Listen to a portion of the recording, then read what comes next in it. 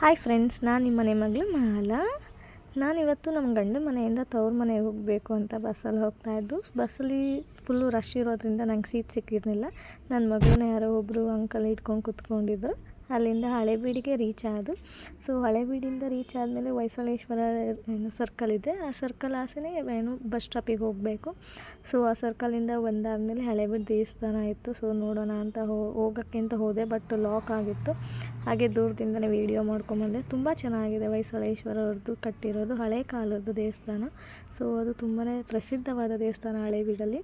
ಅದಕ್ಕೋಸ್ಕರನೇ ಟೂರಿಸಮಿಂದನೂ ತುಂಬ ಜನ ಬರ್ತಾರೆ. ಇಲ್ಲಿ ಎಷ್ಟು ಜನ ಬರ್ತಾರೆ ಅಂತಂದರೆ ಆಟೋ ಸ್ಟ್ಯಾಂಡ್ ಇರ್ಬೋದು, ಬಸ್ ಸ್ಟಾಪ್ ಇರ್ಬೋದು, ಮತ್ತು ಸೈಡ್ ಏನು ಪಾರ್ಕಿಂಗ್ ಇದೆ ಅದೆಲ್ಲ ಕ್ಲೋಸ್ ಆಗಿರುತ್ತೆ. ಜೊತೆಗೆ ಇಲ್ಲಿ ಏನು ಕಲ್ಲಲ್ಲೆಲ್ಲ ಮಾಡಿರ್ತಾರಲ್ವ, ಹೊಳಕಲ್ಲು ಇರ್ಬೋದು, ಕುಟಾಣಿ ಇರ್ಬೋದು, ರುಬ್ಬೋ ಕಲ್ಲು ಇರ್ಬೋದು, ಎಲ್ಲ ಚೆನ್ನಾಗಿತ್ತು. ತುಂಬ ಚೆನ್ನಾಗಿತ್ತು. ಎಷ್ಟು ಚೆನ್ನಾಗಿತ್ತು ಅಂದರೆ ಕಣ್ಣಿಗೆ ಬೇಕಾಗಿದ್ದೆಲ್ಲ ಇತ್ತು ತೊಗೊಳೋಕ್ಕೋಸ್ಕರ. ಬಟ್ ಲೇಟ್ ಆಗಿರೋದ್ರಿಂದ ಹಾಗೆ ಹೋಗೋಣ ಅಂತ ಹೊರಟೆ ನಾನು. ಅದಾದಮೇಲೆ ನಮ್ಮ ಅಮ್ಮ ಮನೆ ಬಂತು. ಅಂದರೆ ತವ್ರ ಮನೆಯಿಂದ ಗಂಡನ ಮನೆ 30 ಕಿಲೋಮೀಟರ್ ಇದೆ. ಸೊ ಬಸ್ಸಲ್ಲೇ ಜರ್ನಿ ಮಾಡಬೇಕು. ಹಾಗಾಗಿ ನಾನು ಬಸ್ಸಲ್ಲೇ ಜರ್ನಿ ಮಾಡ್ಕೊಂಬಂದೆ. ಅಲ್ಲಿ ಇಳ್ಕೊಂಡಾದಮೇಲೆ ಆಟೋ ಕಾಯ್ತಾ ಇದ್ದೆ. ಆಟೋ ಸಿಗಲಿಲ್ಲ. ನಮ್ಮ ಅಷ್ಟರಲ್ಲಿ ನಮ್ಮ ಅಣ್ಣ, ಅಂದರೆ ಸಂಬಂಧಿಕರಲ್ಲಿ ಅಣ್ಣ ಒಬ್ಬರು ಬಂದು ಕರ್ಕೊಂಡು ಹೋದರು. ಸೊ ಹೋಗ್ಬೇಕಾದ್ರೆ ನೋಡ್ಬೋದು ಎಷ್ಟು ಹಸಿರಾಗಿದೆ ಅಂತ ನಮ್ಮೂರು. ತುಂಬ ಚೆನ್ನಾಗಿದೆ.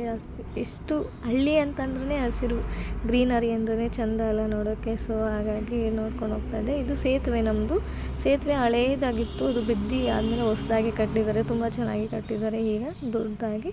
ನೀವೇನು ನೋಡ್ತಾ ಇದ್ದೀರಾ ಈ ಸೈಡು, ಅದು ಕೆರೆ. ಬಟ್ ಅದು ಏನು ಸೆಪ್ಪೆ ಎಲ್ಲ ಸಿತ್ಕೊಂಡು ತುಂಬ ಹಾಳಾಗಿದೆ ಕೆರೆ. ತೆಗ್ಸಿಲ್ಲ ಯಾರೂ.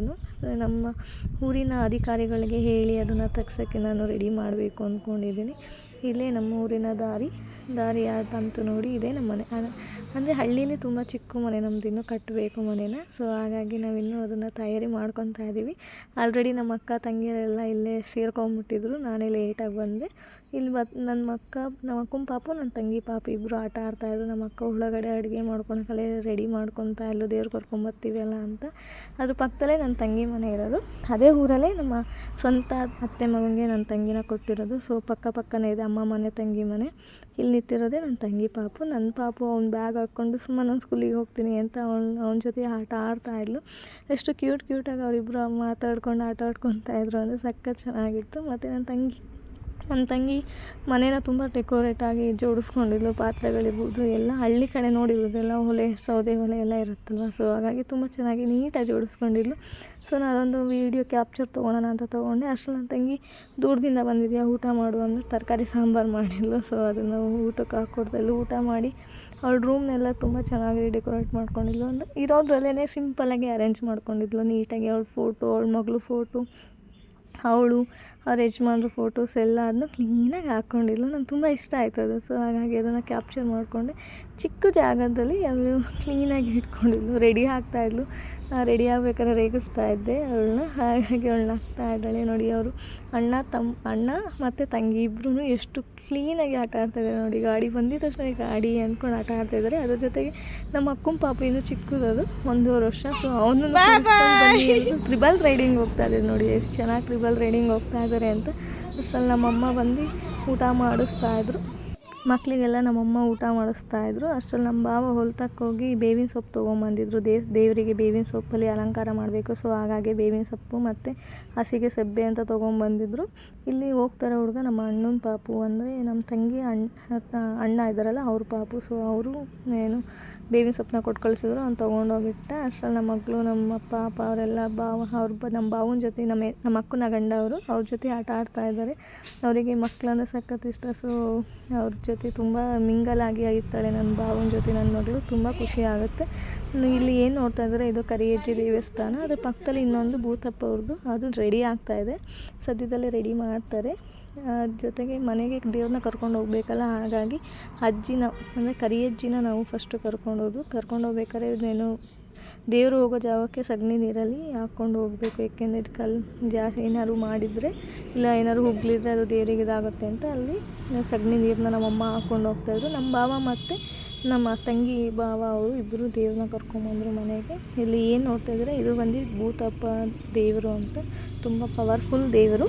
ಅದು ತುಂಬಾ ಏನು ಹೇಳ್ತಾರೆ, ನಾವು ಆ ದೇವರಿಗೆ ಏನು ಹೇಳ್ಕೊತೀವೋ ಅದು ತುಂಬ ನೆರವೇರುತ್ತೆ. ಸೊ ಹಾಗಾಗಿ ನಾನು ದೇವ್ರನ್ನ ತುಂಬಾ ನಂಬ್ತೀನಿ. ನೀವು ಯಾರ್ಯಾರನ್ನ ದೇವ್ರನ್ನ ನಂಬ್ತೀರ ಅದನ್ನೆಲ್ಲ ನನಗೆ ಪ್ಲೀಸ್ ಕಮೆಂಟ್ ಮಾಡಿ. ಇಲ್ಲಿ ನಮ್ಮ ಭಾವ ಅವರು ಪೂಜೆ ಮಾಡ್ತಾಯಿದ್ದಾರೆ ದೇವರಿಗೆ. ಇನ್ನು ಕರಿಯಜ್ಜಿ ಮತ್ತು ಭೂತಪ್ಪ ಅವ್ರನ್ನ ಮನೆಗೆ ಕರ್ಕೊಂಬಂದಿದ್ದು, ಅಮ್ಮ ಮನೆಗೆ ಕರ್ಕೊಂಬಂದಿದ್ದು. ಅವ್ರದ್ದು ಒಂದು ಕಟ್ಲೆ ಮಾಡಿಸ್ಬೇಕಾಗಿತ್ತು ಮನೇಲಿ, ಹಾಗಾಗಿ ಆ ದೇವ್ರನ್ನ ಕರ್ಕೊಂಬಂದಿದ್ದು. ಈ ದೇವರಿಗೆ ನಾನ್ ವೆಜ್ ಆಗುತ್ತೆ. ಸೊ ಕೋಳಿನ ತೊಗೊಂಬಂದಿದ್ದು. ಕೋಳಿನ ನನ್ನ ಮಗಳು, ನನ್ನ ತಂಗಿ ಪಾಪ, ನನ್ನ ಅಕ್ಕನ ಪಾಪ ಎಲ್ಲ ಮಕ್ಕಳು ಕೋಳಿಗಳನ್ನ ಮುಟ್ಟಿ ಅಮ್ಮ ಕೋಳಿ ನನಗೆ ಅಂತ ಆಟ ಆಡ್ತಾಯಿದ್ರು. ಅದಾದಮೇಲೆ ದೇವರಿಗೆ ಕೋಳಿ ಕುಯ್ಯೋಕ್ಕೋಸ್ಕರ ಅದನ್ನ ರೆಡಿ ಮಾಡ್ತಾಯಿದ್ರು. ಕಾಲನ್ನೆಲ್ಲ ಬಿಚ್ಚಿ ಅದನ್ನು ಕಟ್ ಮಾಡೋಕ್ಕೋಸ್ಕರ ಇಲ್ಲಿ ರೆಡಿ ಮಾಡ್ಕೊತಾಯಿದ್ರು. ದೇವ್ರ ಪೂಜೆ ಮಾಡಿಬಿಟ್ಟು ಇಲ್ಲಿ ಕೋಳಿನ ಕಟ್ ಮಾಡ್ತಾಯಿದ್ರೆ ನಮ್ಮ ಭಾವನು ಮತ್ತು ನಮ್ಮ ತಂಗಿ ಭಾವನೂ. ನಮ್ಮಮ್ಮ ಬಂದು ಅದಕ್ಕೆ ಬಾಯಿಗೆ ನೀರು ಬಿಡ್ತಾಯಿದ್ರೆ. ದೇವರಿಗೆ ನಾವೇನು ಅಂದ್ಕೊತೀವಿ ಅಂದರೆ ಯಾವ ಥರ ಹರಕೆ ಹೊತ್ಕೊತೀವೋ ಆ ಹರಕೆನ ಸಲ್ಲಿಸ್ಬೇಕಂತೆ.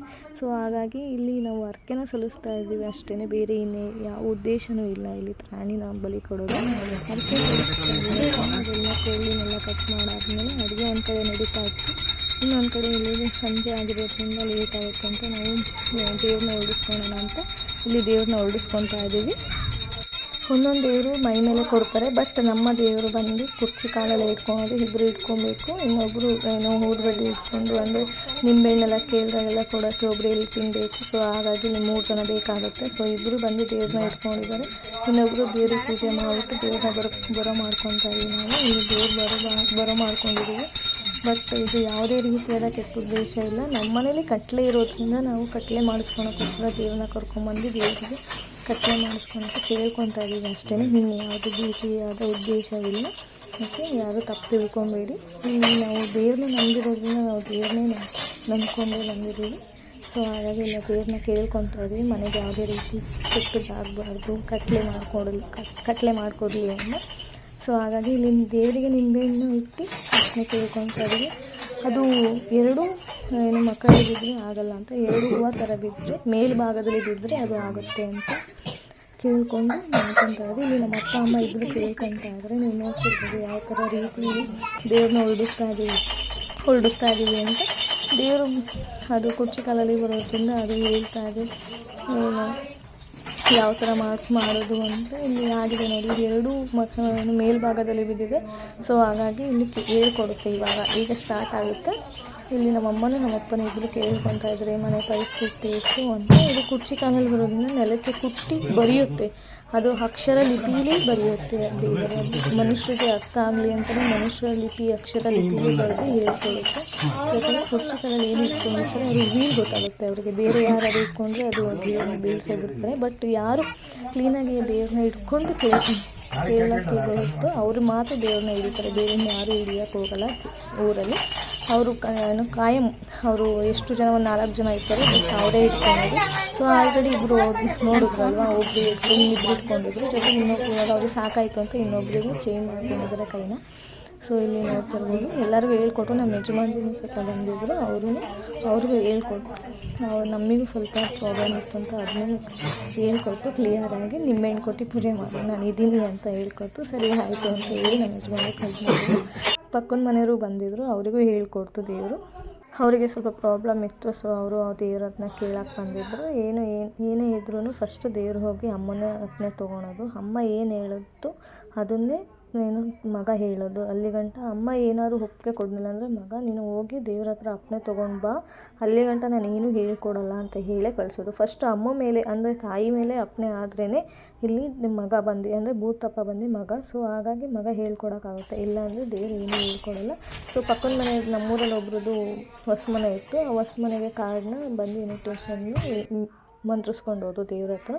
ಒಂದು ಕಡೆ ದೇವ್ರದ್ದು ಅಲ್ಲಿ ಒಳಗಡೆ ಆಗ್ತಾಯಿದ್ರೆ ಇಲ್ಲಿ ಪುಟಾಣಿ ಮಕ್ಕಳುಗಳು, ನನ್ನ ತಂಗಿ ಪಾಪು, ನನ್ನ ಪಾಪು, ನಮ್ಮ ಅಕ್ಕನ ಪಾಪು ಎಲ್ಲ ಇಲ್ಲಿ 3 ಜನನು ಬಸ್ ಅಂತ ಆಟ ಆಡ್ತಾಯಿದ್ರು. ಎಷ್ಟು ಕ್ಯೂಟಾಗಿ ಆಟ ಆಡ್ತಿದ್ರು ಅಂದರೆ ನಾನು ಮುಂದೆ ಹೋಗ್ತೀನಿ ನೀವು ಹಿಂದೆ ಬನ್ನಿ ಅಂದ್ಕೊಂಡು ಆಟ ಆಡ್ತಾಯಿದ್ರು. ಒಂದು ಕಡೆ ಅಡುಗೆ ಆಗ್ತಾಯಿತ್ತು, ಇನ್ನೊಂದು ಕಡೆ ದೇವ್ರು ಕೇಳ್ಕೊತಾ ಇದ್ದು, ಇನ್ನೊಂದು ಕಡೆ ಮಕ್ಕಳುಗಳು ತುಂಬ ಕ್ಯೂಟಾಗಿ ಆಟ ಆಡ್ತಾಯಿದ್ರು. ತುಂಬ ಚೆನ್ನಾಗಿ ಆಟ ಆಡ್ತಾಯಿದ್ದು. ಇಲ್ಲ ಈ ಫೋಟೋ ನಿಮಗೆ ಈ ವಿಡಿಯೋ ಇಷ್ಟ ಆದರೆ ಪ್ಲೀಸ್ ಲೈಕ್ ಮಾಡಿ, ಸಪೋರ್ಟ್ ಮಾಡಿ, ಹಾಗೆ ಶೇರ್ ಮಾಡಿ. Thank you.